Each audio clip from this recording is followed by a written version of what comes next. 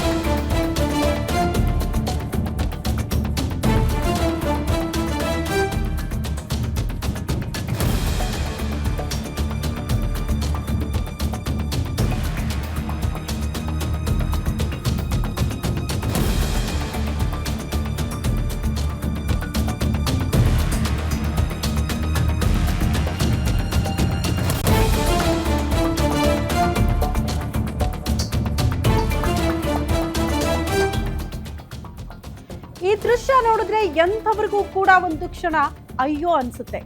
ಒಡ ಹುಟ್ಟಿದವನೇ ರಾಕ್ಷಸನಾದ್ರೆ ಹೇಗೆ ಅನ್ನುವಂತ ಪ್ರಶ್ನೆ ಇದೆ. ಕಾರಣ ಬೆಂಗಳೂರಿನಲ್ಲೊಬ್ಬ ರಾಕ್ಷಸ ಸಹೋದರ ಒಡ ಹುಟ್ಟಿದವಳ ಮೇಲೆ ಯಾವ ರೀತಿ ದಬ್ಬಾಳಿಕೆ ಮಾಡಿದ್ದಾನೆ, ಆಸ್ತಿಗಾಕಿ ಅಕ್ಕನನ್ನೇ ಥಳಿಸ್ಬಿಟ್ಟಿದ್ದಾನಂತೆ ಸಹೋದರ. ಅಪ್ಪನನ್ನ ಭೇಟಿ ಮಾಡೋದಕ್ಕೆ ಬಂದ ಅಕ್ಕನಿಗೆ ದೊಣ್ಣೆಯಿಂದ ಹಲ್ಲೆ ಮಾಡಲಾಗಿದೆ.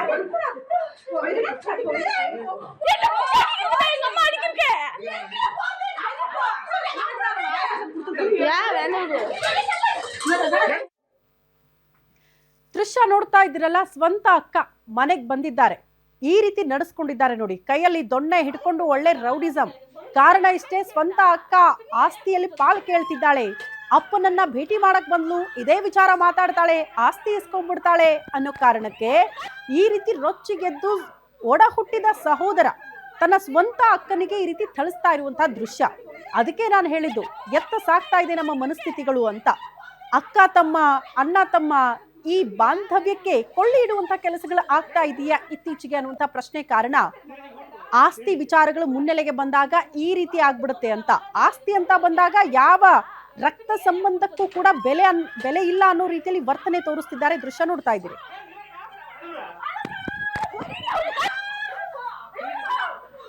ಈ ಬಗ್ಗೆ ಮತ್ತಷ್ಟು ಡೀಟೇಲ್ಸ್ ಅನ್ನ ಕೊಡ್ತಾ ಹೋಗ್ತಾರೆ ಹಿರಿಯ ಪ್ರತಿನಿಧಿ ಅಜಯ್ ಕುಮಾರ್. ನೇರ ಸಂಪರ್ಕದಲ್ಲಿ ಜಾಯಿನ್ ಆಗ್ತಿದ್ದಾರೆ. ಅಜಯ್ ಕುಮಾರ್, ಆಸ್ತಿ ಅನ್ನೋದಷ್ಟೇ ಇಲ್ಲಿ ಮ್ಯಾಟರ್ ಆಗ್ತಾ ಇದೆ, ಬಿಟ್ರೆ ರಕ್ತ ಸಂಬಂಧಕ್ಕೆ ಬೆಲೆ ಇಲ್ವಾ ಅನ್ನೋದು ಪ್ರಶ್ನೆ. ಖಂಡಿತವಾಗ್ಲೂ ಸುತ್ತಿ ನೀವು ಹೇಳಿ ಸತ್ಯ. ಅಂದ್ರೆ ಇಲ್ಲಿ ಕೇವಲ ಏನು ಆಸ್ತಿ ವಿಚಾರಕ್ಕೋಸ್ಕರ ನಮ್ಮ ತಂದೆಯನ್ನ ನೀನು ಭೇಟಿ ಮಾಡಕ್ ಬಂದಿದ್ಯಾ ಅಂತ ಹೇಳಿ ವೆಂಕಟೇಶ್ ಅಂತ ಏನಿದ್ದಾನೆ ಆತ ಏನು ಹಿಗ್ಗಾಮುಗ್ಗಾ ಹಲ್ಲೆ ಮಾಡಿರುವಂತ ಒಂದು ದೃಶ್ಯ ಕೂಡ ಈಗಾಗ್ಲೇ ಸಿಕ್ಕಿರುವಂತದ್ದು. ಅಂದ್ರೆ ಈಕೆ ಚಿಕ್ಕಜಾಲದ ನಿವಾಸಿಗಳಾಗಿರ್ತಾರೆ. ಅಂದ್ರೆ ಇವರು ಕೂಡ ಕೂಲಿ ಮಾಡ್ಕೊಂಡು ಆ ಮಹಿಳೆ ಕೂಡ ಏನು ಓಡಾಟ ಮಾಡ್ಕೊಂಡಿರ್ತಾರೆ. ಆದ್ರೆ ತನ್ನ ತಂದೆಗೆ ಹುಷಾರಿಲ್ಲ ಅನ್ನೊಂದು ವಿಚಾರ ಕೂಡ ಅವ್ರಿಗೆ ಗೊತ್ತಾಗಿರುತ್ತೆ. ಸೊ ಹೀಗಾಗಿ ಆ ಒಂದು ಉದ್ದೇಶದಿಂದಾಗಿ ಅವರ ತಂದೆಯನ್ನ ನೋಡೋದಕ್ಕೂ ಕೂಡ ಅವರ ಮಗಳ ಜೊತೆ ಈ ವೆಂಕಟೇಶ್ ಮನೆ ಕೂಡ ಅವರು ಹೋಗಿರ್ತಾರೆ. ಹೋದಂತ ಸಂದರ್ಭದಲ್ಲಿ ಕೂಡ ಏಕಾಏಕಿ ಮನೆ ಒಳಗೆ ಕೂಡ ಆಕೆಯನ್ನ ಬಿಡದೆ ಏಕಾಏಕಿ ಕೂಡ ಆಕೆ ಮೇಲೆ ಹಲ್ಲೆ ಮಾಡಿರುವಂತ ದೃಶ್ಯ ಕೂಡ ಈಗಾಗ್ಲೇ ಏನು ನಾವು ಕೂಡ ನೋಡ್ತಾ ಇದೀವಿ. ಅಂದ್ರೆ ದೊಣ್ಣೆಯಿಂದ ಆಗಿರ್ಬೋದು, ಜೊತೆ ಕೈಯಿಂದ ಆಗಿರ್ಬೋದು, ಏಕಾಏಕಿ ಹಲ್ಲೆ ಮಾಡಿದರೆ. ನೀನು ಯಾವ್ದೇ ಕಾರಣಕ್ಕೂ ಇಲ್ಲಿ ಬರಬಾರ್ದು, ಯಾಕಂದ್ರೆ ನೀನು ಬಂದ್ರೆ ಇಲ್ಲಿ ಆಸ್ತಿಗೋಸ್ಕರ ಇಲ್ಲಿ ಬರ್ತಿದ್ಯಾ, ಮತ್ತೆ ಆಸ್ತಿಯನ್ನ ನಿಂಗೆ ಕೊಡೋದಿಲ್ಲ, ನಮ್ ತಂದೆಯನ್ನ ನಾವು ನೋಡ್ಕೊಳ್ತಿದೀವಿ, ನೀನ್ ಈಗ ಬಂದಿದ್ಯಾ ಅಂತ ಹೇಳಿ ಈ ರೀತಿಯಾಗಿ ಒಂದು ರೀತಿ ತೇಜೋವಧೆ ಮಾಡಿ ಈ ರೀತಿಯಾಗಿ ಹಲ್ಲೆ ಮಾಡಿರುವಂತಹ ದೃಶ್ಯ ಕೂಡ ಈಗಾಗ್ಲೇ ಮೊಬೈಲ್ ನಲ್ಲಿ ಕೂಡ ಈಗಾಗ್ಲೇ ರೆಕಾರ್ಡ್ ಆಗಿರುವಂತದ್ದು. ಈ ಒಂದು ವಿಚಾರವಾಗಿ ಈಗಾಗ್ಲೇ ಚಿಕ್ಕಜಾಲ ಪೊಲೀಸ್ ಠಾಣೆಗೂ ಕೂಡ ಈಗಾಗಲೇ ಆ ಮಹಿಳೆ ದೂರನ್ನು ಕೂಡ ಕೊಟ್ಟಿದ್ದಾರೆ. ಆ ಒಂದು ದೂರನ್ನು ಕೂಡ ಆಧರಿಸಿ ಈಗಾಗಲೇ FIR ಕೂಡ ದಾಖಲಾಗಿದೆ. ಪೊಲೀಸರು ಕೂಡ ಆತನನ್ನ ಬಂಧಿಸುವಂತ ಕೆಲಸಕ್ಕೂ ಕೂಡ ಸದ್ಯ ಮುಂದಾಗಿದ್ದಾರೆ. ಸೊ ಈ ಒಂದು ವಿಚಾರ ಈಗ ಏನಿದೆ ಸಾಕಷ್ಟು ಚರ್ಚೆ ಕೂಡ ಗ್ರಾಸ ಆಗ್ತಿರುವಂತದ್ದು. ಯಾಕಂದ್ರೆ ಕೇವಲ ತನ್ನ ತಂದೆಯನ್ನು ಕೂಡ ನೋಡೋದಕ್ಕೆ ಹೋಗೋದಕ್ಕೂ ಕೂಡ ಒಂದು ಮಹಿಳೆಗೆ ಇಲ್ಲಿ ಸ್ವಾತಂತ್ರ್ಯ ಇಲ್ವಾ ಅನ್ನೋ ಒಂದು ವಿಚಾರಗಳು ಕೂಡ ಪ್ರಸ್ತಾಪ ಆಗ್ತಾ ಇರುವಂತದ್ದು. ಯಾಕಂದ್ರೆ ಏಕೆ ಈ ರೀತಿಯಾದಂತಹ ಹಲ್ಲೆ ನಿಜಕ್ಕೂ ಕೂಡ ಸರಿನಾ ಅನ್ನೋ ಒಂದು ಚರ್ಚೆ ಕೂಡ ಆಗ್ತಾ ಇರುವಂತದ್ದು. ಶ್ರುತಿ. ಓಕೆ ಅಜಯ್, ಧನ್ಯವಾದಗಳು ತಮ್ಮೆಲ್ಲ ಮಾಹಿತಿಗೆ.